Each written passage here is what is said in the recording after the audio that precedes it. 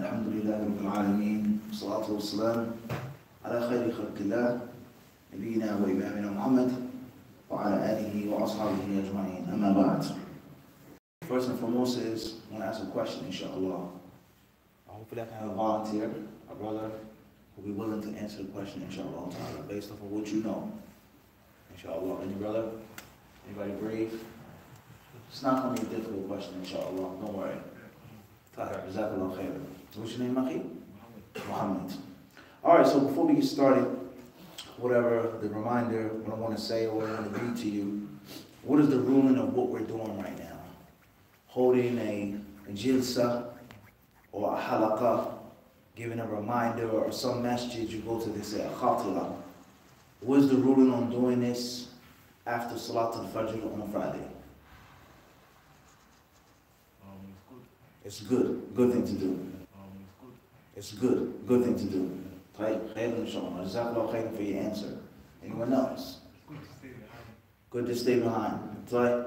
Anyone else? Another volunteer, inshallah. Everyone agree this is a good thing to do? Fadal. The benefit. The reminder benefits the believer. Excellent answer. No doubt about that. Nafis. What's the ruling on that class on Friday before Jumu'ah? Khair. Everyone agree to this? Khair? No one else thinks or feels differently? Should go home and sleep for Fajr? Right. I know him. It's hadith, one hadith in the Sunan of Imam Abu Dawood from Amr ibn Shu'ayb an Abihi an Jaddihi marfu'an أن النبي عليه الصلاة والسلام نهى عن التحلق يوم الجمعة وفي رواية قبل الصلاة. Hadith is narrated by Abdullah ibn Amr ibn al-As رضي الله عنهما that the Prophet عليه الصلاة والسلام نهى عن التحلق. The Prophet forbade halaqas on Jumu'ah before the Salah. The Prophet naha, he forbade. He said, don't have halaqat, don't have circles on al-Jumu'ah. So therefore, the hadith clearly says that the Prophet ﷺ, he forbade something, and the thing that he forbade was a tahalluq, yani kawn al-nas jalisina fi hilaq, people sitting in circles on Jumu'ah. So what does this hadith mean? Has anyone ever heard of this hadith before? Anyone ever heard of this hadith? You never heard of this hadith? Musim? You've heard of this hadith. So why didn't you answer? Because you were going to say. Why didn't you give the answer? Even if it's... So what does the hadith mean, Musim? Basically gathering in circles or like... Gathering in circles. So we're sitting in a rectangular form. Yeah, because we didn't remind you. What you do too? Now, they have a hadith, let's say hypothetically, that this is my view. Now, it's me and you now. So I'm basing my hadith clear text. And you're using your what? Aql, your intellect. Geometry, right? You say circular, and you say what? Rectangular. Who will win? This hadith here, as Wasim Barakallahu Fihi has mentioned, is a very popular hadith. And the ulama of Islam, they don't unanimously agree on what this hadith means. Alright? There's different views and different understandings of what's meant by this hadith. Alright? First and foremost is, Wasim is using a classic technique, and that is the language of the hadith. The hadith clearly says, at-tahalluq, a circle. And hypothetically, we aren't sitting in a circle, but it's deeper than that. Some of the ulama of Islam, they say the reason why this is prohibited لأنه يقطع الصفوف, is that it cuts the rows and the ranks for Jumu'ah. You have a circle, I have a circle, a third has a circle, a fourth has a circle. How can people sit and wait for Jumu'ah? And we know that one of the most important sunnahs on this day is what? It's to come early. من راح في الساعة الأولى فكأنما قرب بدنة. ومن راح في الساعة الثانية فكأنما قرب وهكذا. The Prophet himself comes in the first hour as if he's given the greatest sacrifice. And that is that of the camel, the most expensive animal, the most costly animal. So coming to the masjid early on Jumu'ah is a sunnah. It's a recommended act. Level number 2, if you don't wish to come early to the Jumu'ah, the Prophet mentioned the cow, he mentioned the kabsha and akran, ram or ram of sheep, all the way to a bayda, an egg. Those who come at the last minute before the angels close the scrolls, يَسْتَمِعُونَ الذِّكْرِ, and they listen to the remembrance or the reminder that the Imam gives. So coming to the Jumu'ah early is preferable. Everyone understand this? It's what? It's preferable. Be close attention now. However, coming right before the Imam had al-adna, the least that you can do, that which is obligatory, and that's the smallest virtue that you'll get. So therefore, coming early to Jumu'ah, everyone doesn't have to do it. Sitting, waiting for the Imam right before he starts, everyone is supposed to do that, right? So who comes to the masjid early and sits on the front row here in this masjid? Anybody? Who's come to stay? You have your Jumu'ah clothes? Sheikh, a couple of the shuyukh, anybody else? Raise your hand if you plan on staying in the masjid right now. Raise your hand if you plan on staying in the masjid now, up until Jumu'ah, 12:30, 1 o'clock. Who's planning to stay? Who's going home to get breakfast, to get some sleep, to change their clothes, to wash up, to get fancy, to smell good? So most of us aren't necessarily making this level of tabkir. So even if we actually had a halaqah, a circle, we wouldn't be doing what, Masin?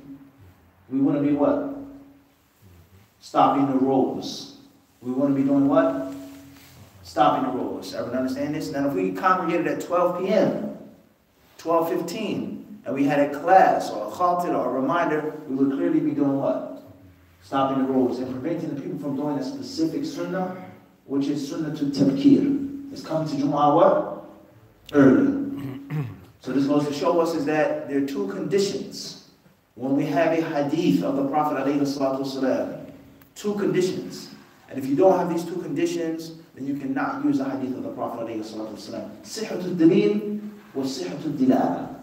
First and foremost, the hadith has to be authentic.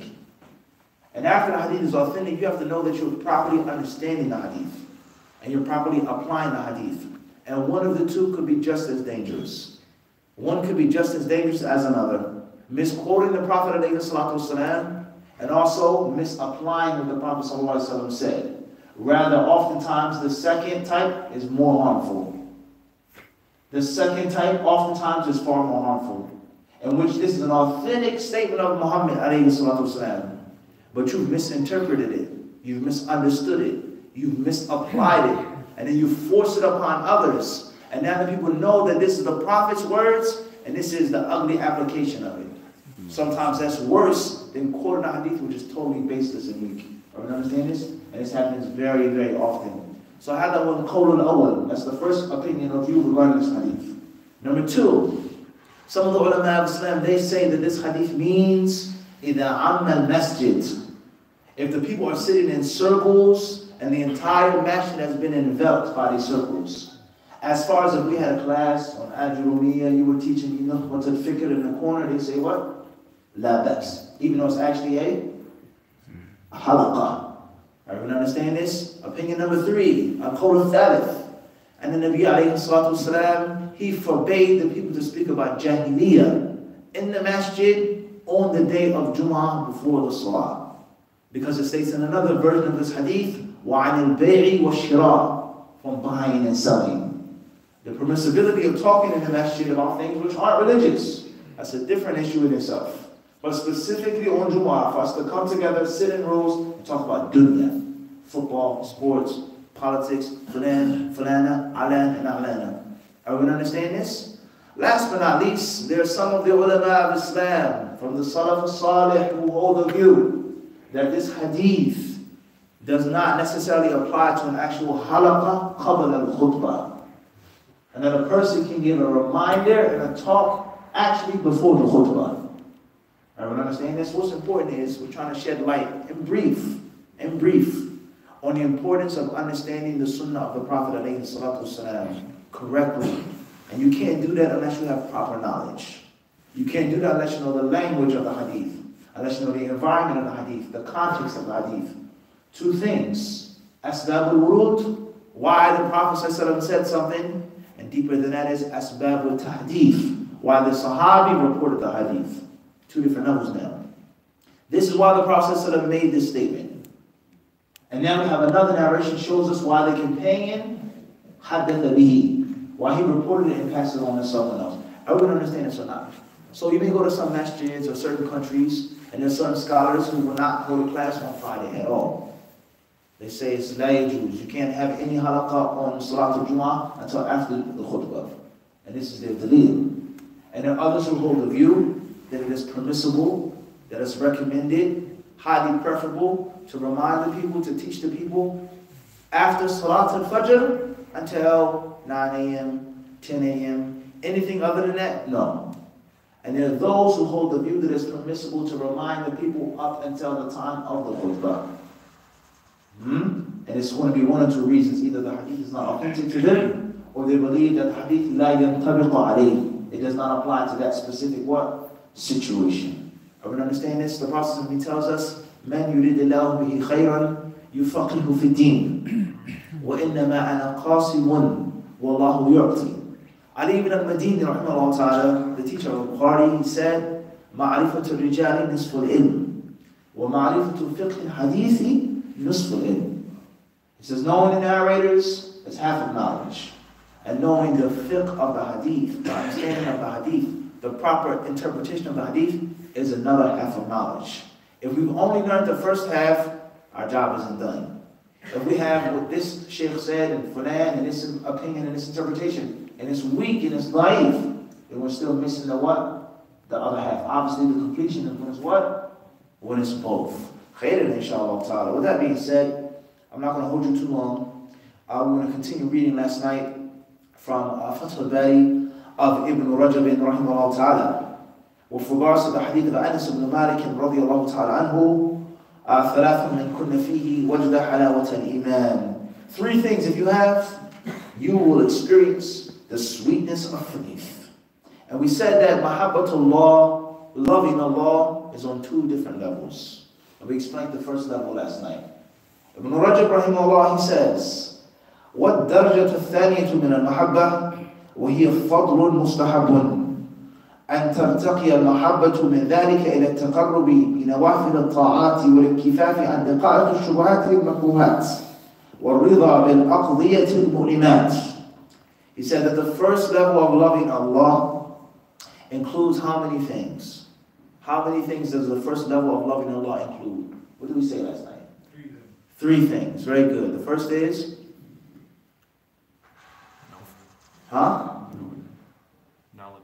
That's an ingredient behind loving Allah. The three pieces of loving Allah that's obligatory upon every Muslim.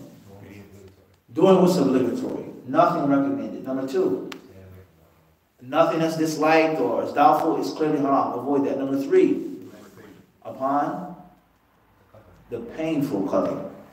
Because everyone is patient when things are going well. You say, Alhamdulillah, Shukrulillah, when it's going good. But when you lose something, Allah takes something that belongs to Him and not to you from the beginning, how many people are patient, right? Do people complain when a baby is born? But they complain when someone what? Someone dies. Everyone understand this? So he says the second level of love of Allah subhanahu wa ta'ala includes the following three things. Number one, he says this level is recommended, it isn't obligatory. Every Muslim doesn't have to have this level of love for Allah subhanahu wa ta'ala, but it's preferable. And that is for a person to have so much love of Allah that he does the recommended acts of obedience. The things which aren't obligatory. You don't have to, but you want to. Number two, you avoid things which are disliked and things which are doubtful. He says, دَقَائِقُ الشُّبُهَاتِ. It may be permissible, it may not be permissible. And there's a big chance that it is, but I'm going to stay away from it. Last but not least, he says, Ar-Ridha is being pleased with Allah's what? Painful qadr. And not the painful qadr. There's a difference between qadr and maqdurat, aqdiyah. Nothing about Allah's qadr is bad, but the specifics of Allah's qadr that hurts and causes you pain and injury is that you're not patient with it, but you're now what? He says what? Pleased with it. I'm happy that Allah took it away from me. I'm happy that Allah tested me with this thing. I'm pleased with Allah Azza wa Jalla sent my way. And that's not the first level of a person at least being what? I would say? At least being what? Patient. Everyone understand the difference between the two? Patience with a thing and pleasure with a thing are what? Two different levels. You have children, you have sons, right? One son you're patient with. Now, and the other son you're what?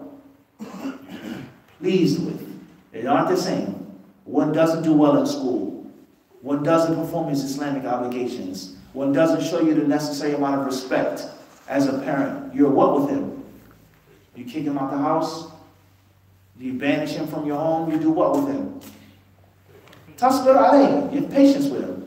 And then the second son is righteous, pious, respectful, dutiful. You're now what with him? Pleased. Are you understand the difference? And only a few of us can claim this level of loving Allah subhanahu wa ta'ala. And which will please when Allah sends us something which is painful. Ibn Rajab rahimahullah ta'ala, he then says, كما قال عامر بن عبد قيس أحببت الله حبا هون علي كل مصيبة ورداني بكل بلية فما أبالي ما حبي إياه على ما أصبحت ولا على ما أمسيت. وقال عمر بن عبد العزيز أصبحت وما لي سرور إلا في مواقع القضاء والقدر. ولما مات ولده الصالح قال إن الله أحب قبضه وأعوذ بالله أن تكون لي محبة تخالف محبة الله. وقال بعض التابعين في مرضه أحبه إلي حبه إليه. طيب. He said that some of the pious predecessors, they would say that Allah Azza wa Jalla has given me so much love of Him that every misfortune and every means of affliction is simple and easy for me to accept. It's simple and easy for me to accept. So the point is, brothers and sisters, is the importance of our hearts being connected to Allah subhanahu wa ta'ala. The importance of having a relationship with Allah Azza wa Jalla. And this is the foundation of Iman and of Aqeedah and of Islam and of Sunnah and studying and learning. Everything that we do is supposed to be based off of Mahabbatullah. And Ibn Qayyim rahimahullah ta'ala, he said that Mahabbatullahi ruhul Iman. He says the soul of one's faith is the love of Allah, the Mighty and the Most High.